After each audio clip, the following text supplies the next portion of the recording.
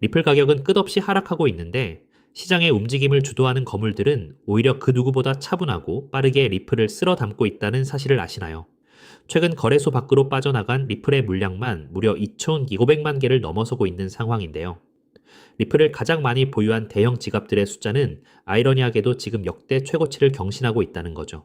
보통 가격이 떨어지면 공포에 질려 팔고 도망치는 것이 일반적인 인간의 심리인데 거대 자금들은 완전히 정반대의 행동을 보여주고 있는 것입니다.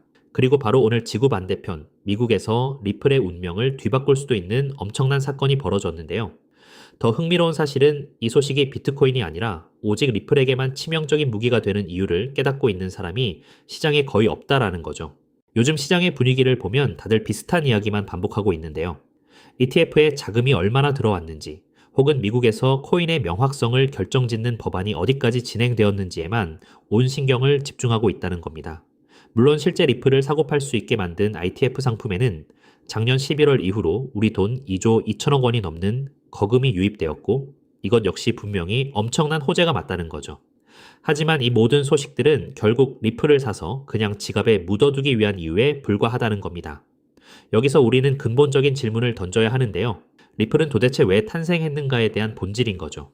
비트코인은 흔히 디지털 금이라고 불리며 사두고 묻어두는 자산이지만 리플은 태생부터 목적이 완전히 달랐다는 겁니다. 돈을 가장 신속하고 저렴하게 보내기 위해 만들어진 코인, 즉 가만히 놔두는 것이 아니라 끊임없이 움직이고 사용되어야 가치가 폭발하는 자산이라는 뜻입니다.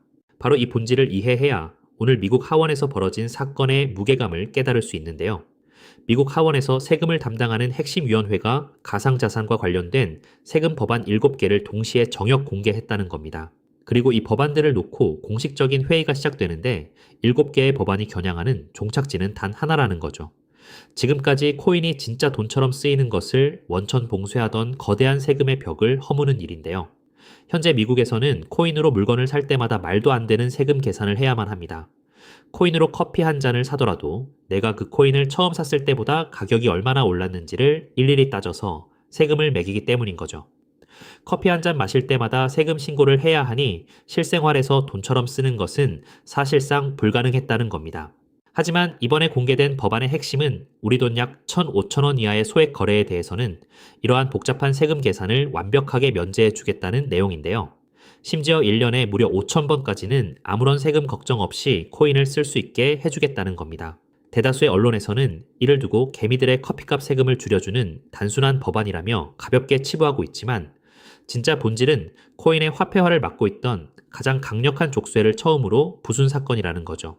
어차피 안 쓰고 묻어둘 비트코인 홀더들은 이 뉴스에 아무런 관심이 없지만 쓰이기 위해 태어난 리플에게는 이 세금의 벽이 허물어지는 순간이 바로 봉인이 해제되는 시점이라는 겁니다. 전 세계 은행들이 돈을 주고받고 해외 송금을 할 때 막힘없이 오가야 하는 리플의 길을 막던 가장 큰 장애물이 드디어 무너지기 시작한 거죠. 여기에 대중들이 전혀 모르는 소름 돋는 포인트가 하나 더 숨어 있는데요. 리플은 다른 수많은 암호화폐들과 달리 채굴도 없고 스테이킹도 존재하지 않는다는 사실입니다.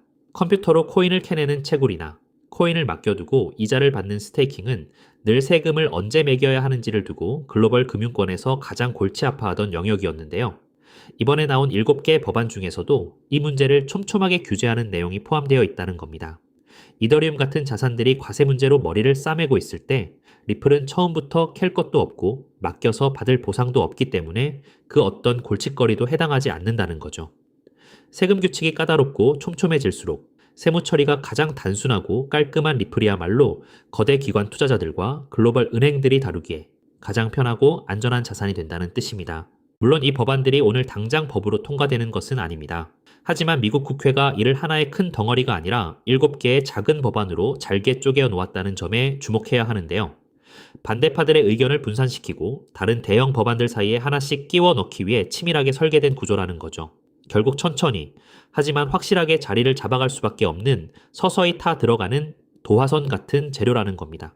지금 당장 터지는 자극적인 호재가 아니기 때문에 대중들은 이 가치를 보지 못하고 있고 그것이 지금 리플의 가격이 다소 답답하게 짓눌려 있는 이유이기도 한데요.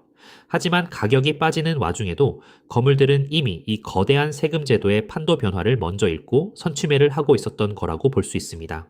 결과적으로 리플은 현재 시장 가치에 비해 글로벌 제도권 금융망과 세제 개편 속에서 피어나는 진짜 성장 잠재력이 충분히 반영되지 않은 상태라고 볼 수 있습니다.